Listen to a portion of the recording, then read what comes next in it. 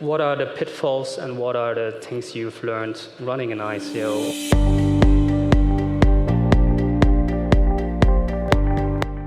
Do's and don'ts. The changing face of financial crime. Financial damage from crypto-related fraud has reached $2.3 billion, which is nothing compared to the estimated $2.1 trillion in cyber hacking, dark web activities, and other pervasive fiat-based risk factors in the 21st century. The gloves are off. Moderated by Quyen Nong, AtoZ MarketZ. Sonia Goklani, Cleartrack. Gavin Brown, the Manchester Metropolitan University. Alfio Bardolla, Skillchain. Sinjin Bent, FTI Consulting. Well, good afternoon, everyone. How are you guys doing? All good? Still focused? So, before we have the start of the panel, I will talk to you and go through a number of things what we've discussed, and also to structure this panel, today's panel, in a more better way. So, the do's and don'ts of the financial crime for crypto companies and also for B2B companies in the financial markets itself. First off, we want to identify which are the financial crimes types, the fiat types, the crypto types, the different crimes types that we have there. Furthermore, we will discuss with today's experts about how to avoid them. They've all gone through different stages throughout financial crime and faced it. So what we can learn from it and make it more practical to give it to you all today. So to give you a brief introduction again, we start here with Sonia, Gavin, Alfio, and then Sinten. Sonia Goklani, run a small fintech startup based out of New York. We mainly specialize in derivatives clearing and blockchain and crypto assets. I sit on the board of Wall Street Blockchain Association to run the tech and product group there. Hello, my name is Gavin Brown. I'm an associate professor at Manchester Metropolitan University. I'm also a co-founder and non-executive director of Winterbar Associates Limited, which is a startup digital assets fund currently applying for regulatory status in the Isle of Man. Hi, I'm Alfio Bardolla from Italy, and I own a listed company, and I own also an ICO, so we launched an ICO, so I can see the problem and the relationship between the institutional financial problems with the new world of crypto. And my name is Sinjin Bent. I'm a compliance consultant with FTI Consulting. Great. So, yeah, to start off as well, my name is Quyen. I'm the managing director of AtoZ Markets. It's a financial news platform where we have about 250,000 subscribers. And starting off with Sonia as well, this is some of our reader base has been asking our community about crypto and blockchain. So they're very confused about the different types of financial crime. So Sonia, can you tell us more about it? So, I think this whole crypto world can be kind of divided into a few segments. One is obviously the ICO side of it, for those of you who are not familiar with that side, where there are new tokens issued, and so there's crimes in that area committed, which I'm sure Alfio can add more to it. Then you have the trading on the different exchanges, where we come in, where we've seen a lot of hedging and a lot of the coins are stolen, or the custody aspect is impacted in terms of where the coin's stored. So there's crime in that side. And then in the KYC side, which obviously John can put in, is you have, in terms of doing the actual KYC checks, where there's a lot of money laundering happening. So there's a lot of wars being, they're using Bitcoin to buy weapons and stuff like that. So those kind of things are happening. So, and then in terms of the crypto dusting side of it, there are things happening on that side of it. So there are multiple areas in that, and it's an evolving area, just to give a very high-level view of the crime that's happening in the crypto space. That's great, yeah. So in terms of the comparison and the similarities of financial crime, maybe Gavin, you can tell us more a bit about it? Yeah, so I mean, from my perspective as an academic, I used to be an accountant for my sins, hence the trousers and jacket that don't match. That was a joke. So one of the things that at an institutional level, by example, we were chatting about this, we were a place where I used to work, we were a week away from investing in one of Madoff's funds, Bernie Madoff. And then the due diligence kicked in, when on the Bloomberg TV we saw him in chains, which kind of was obviously a big red flag.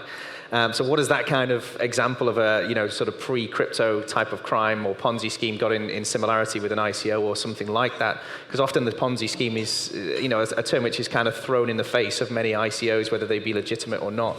And from my experience, I think the thing that you often find is that the biggest or most dangerous ICOs can be the ones that have a plausible business case. Because it's very easy to often see an ICO where you just think, why do you even need to tokenize? You're clearly doing this because it's an easier route to finance, or there's fraudulent activity going on underneath that. I think it's much more dangerous when you start to look at the business itself and you start to see that there's some plausibility there. So the parallel with Madoff would be that he had a brokerage business, and at the same time he was running a Ponzi scheme next to that. So it was much harder to see through that to the underlying core, and that would be the kind of similarity and difference from my personal experience. Mm-hmm. And I'd like to add to that essentially is the financial crime that used to happen in, whether we traded equities, you'd had fixed income products, the similar word is happening here in the decentralized world and decentralized world. Once decentralized world gets a little more mature in terms of offering different asset classes, you would see a little more structure in the centralized space where, the tokens, there would be more controls built in there, there would be more monitoring essentially. And the other problem that you would see is, countries like, all the countries are now trying to participate in this whole area. So it's going to be very similar in terms of drafting regulations, and you might have a central organization, like, probably the World Bank steps in, or IMF steps in, or the SEC, as coming from America, SEC has to partner with other organizations to actually enforce a lot of controls and to prevent the similar kind of financial crimes you had in the derivatives world, like in the Lehman Brothers. If we had all worked together, Lehman Brothers wouldn't have happened. We wouldn't have had that debacle, and Bear Stearns wouldn't have gone down to $2 a stock. So if people have learned, and Dodd-Frank was a regulation that came out of it, if we learned our lessons from the financial world and we apply them to this earth, but we have to kind of look at it in a more holistic perspective, because the people who are actually committing the crime are sitting in some small godforsaken village or somewhere, and tracking them and figuring them out is not that easy. It was easier in the financial crime world because you at least knew they were traders, they were licensed. You could actually take away their license or fine them. What do you do in such situations? So it's a bigger problem here. But we have to learn lessons from the financial world and apply them in this side of the world, essentially. Yeah, thank you, Sonia. The things that I don't want to already dive in too much yet, or what we can learn, or how the global regulators or the big institutions can implement or kind of like tackle this down, or this financial crime in the crypto market or in the financial market itself. I'm just wondering also from personal experience, especially also from you, Alfio. You have a listed company, you've run an ICO yourself before. What are the pitfalls and what are the things you've learned running an ICO or to avoid? The biggest problem about the ICO at the beginning was to cash the money, because all the financial institution was having problem in cashing out the money. And there was no infrastructure for that at the beginning. And thanks to the trust I gained from the IPO, the initial public offering I did for my company, I can translate the trust into the bank system and have an easy way to cash out the money. But in normal, most of the people that do the ICO, they are stuck into the Bitcoin or Ethereum, and they cannot. It was very tough to convert. And many of the technology we bought or the people need to pay was pay in fiat currencies. So that was a very tough problem. And the other tough problem, we started accepting Bitcoin as a public company in 2015. And the problem was the auditors. So KPMG, Ernst Young, or all the big Deloitte, all the big auditors, they don't understand what is a crypto. And they have a huge fear of money laundering, huge fear of problem about the transaction. But in the reality, when it comes to the reality, this is a very small problem because at the moment, in 4 years, we never had any kind of problem about crime or people that try to buy something illegally. We have more problem in the credit card systems. So buying with the credit cards, sometimes we have problem and we need to report them. Yeah. All right, great. So I want also to give the floor to Sinten as well. Well, I think from my perspective with this, for any business, and when we look at the do's and don'ts and the changing face of doing business these days within finance, everything is all changing, but it's also the same. KYC, knowing your customer and customer due diligence, hasn't really changed. You still need to know your customer. You need to understand your customer. You need to truly vet them before they become a customer. It's not just a question of getting a copy of a passport, verification of an address, because all you're doing there is ticking a box. And this is probably controversial at a fintech conference, but just taking an off-the-shelf package for somebody who's going to say, this will solve your KYC by buying something off the shelf, probably won't do. Because when the regulator comes calling and you show them your spreadsheet of this list of ticked boxes, that doesn't really prove anything. So I think robust knowing your customer in this world, in the future, and in the past has always been absolutely paramount. But also, just to append to that, knowing your customer doesn't stop any financial crime. It's effective transaction monitoring. So when the student opens the account with their student loan check, and then 3 months later, they're pushing thousands through their account, and your monitoring isn't noticing that, then you've probably got a problem there, because that student's doing more than they said they would. So I think the two fit neatly together, so you need robust systems. That's great, yeah. At our community of AtoZ markets, we have a lot of readers, and they're just wondering why hasn't any of the governments or any of the bigger institutions step in to tackle this problem. So in your opinion, what would you suggest these governmental bodies to do, or how to stop financial crime in your eyes? I think from the work I've seen, mainly in the UK, the first initial problem was one of understanding. I mean, if we cast our mind back 4 or 5 years, we had different jurisdictions. In some places it was illegal. In other places, cryptocurrencies and crypto assets were positively encouraged. In certain jurisdictions, it was classed to be a currency. In others, it was a security. In others, it's a utility. In some countries, it was a property. So if you liquidated it, it was liable for capital gains tax. So you had the taxation systems, you had the regulatory systems, you had the legal systems, all singing and having different incentive structures, with a political and media kind of reactionary core of surely this stuff is all bad and not seeing any of the good. And then mix that across a global level with different states running at different speeds, and you've got, generally speaking, a technology which is moving faster than the institutional structures can keep pace with. I mean, if you look back in history, without being this sort of academic on the panel, although that's what I am, you look at, say, the history of radio. When radio first came about, that's exactly what happened. Different nation states, different radio stations did it in their own different way and moved very quickly, and then eventually there was a global uniform agreement in terms of how this stuff should be regulated and brought together. So from my mind, it's not necessarily the case that this technology doesn't have merit and it's a problem that it's treated in different ways. It's just that the technology is moving so fast relative to the pace and incentives of the power brokers that control regulatory and tax structures as well. Yeah, and I actually have an experience to actually relate to that. When we were actually implementing the Dodd-Frank for derivatives, I mean, they had all the 3,000-page documentation. They wanted to make sure that another Lehman didn't happen. But we provided all the reporting, but the regulatory bodies couldn't handle all the reporting data that came in. So data is the new oil, and essentially, how are you going to manage that data? And that too globally, especially in this kind of a crypto crime, is something which all the different countries or exchanges at different levels have to kind of work together and come up with a standard process in terms of some kind of certification in terms of if you're a Bitcoin trader, or if you're a crypto trader, or if you're issuing a token, or you're tokenizing some kind of a service. Like for example, JP Morgan just instituted, they had a coin for payments that has come out. Some of the clients are using it, but is there a secondary market for it? So till, the secondary market also has to be monitored. And if the secondary market and primary market don't co-evolve, I mean, regulators are going to have a hard time coming up with different kind of, in terms of instituting and enforcing their regulations, essentially. Yeah, that's good.